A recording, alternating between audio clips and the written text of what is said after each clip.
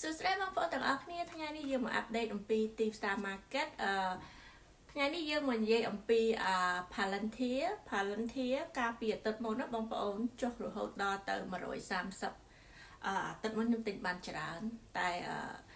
ឥឡូវវាឡើងមកវិញ135ហើយបងប្អូន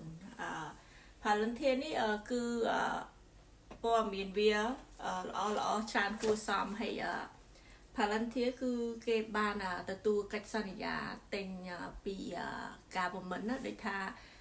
ភ្ញៀវធំបំផុតរបស់ Palantir គឺ government US government ណាហើយ Palantir នេះគឺមានតួនាទីសំខាន់ណាបងប្អូននៅក្នុងការគេហៅថា secret នៅក្នុងសហរដ្ឋអាមេរិកហើយ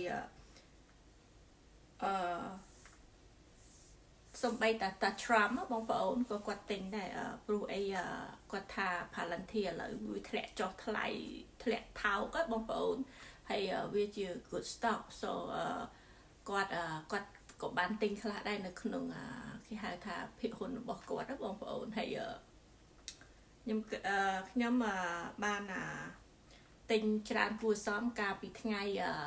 អាទិត្យមុនណាបងប្អូនហើយខ្ញុំមានបំណងថាទិញ Palantir ហ្នឹងគឺទុករយៈពេលវែងព្រោះអីstock ដែលខ្ញុំមានរយៈពេលវែងនេះមានតែមួយទេបងប្អូនដែលជា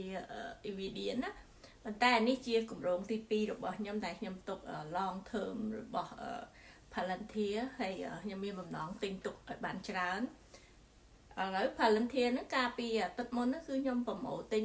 បាន2 3ដងអញ្ចឹងឥឡូវ Palantir ខ្ញុំមានរហូតដល់ទៅ800 share បងប្អូនខ្ញុំចង់ទិញឲ្យបាន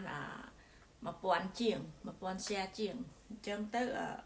ហើយខ្ញុំនឹងទិញទុក long term ចាំមើលថាតើ Palantir វាអាចឡើងដល់កម្រិតប៉ុន្តែខ្ញុំគិតថា Palantir ទៅថ្ងៃខាងមុខប្រហែលជា4 ទៅ 5 ឆ្នាំទៀតគឺមិនតិចជាង$400ក្នុងមួយ share បងប្អូនហើយម្យ៉ាងវិញទៀត Ethereum បងប្អូនគឺចុះច្រើនចុះនៅសល់$17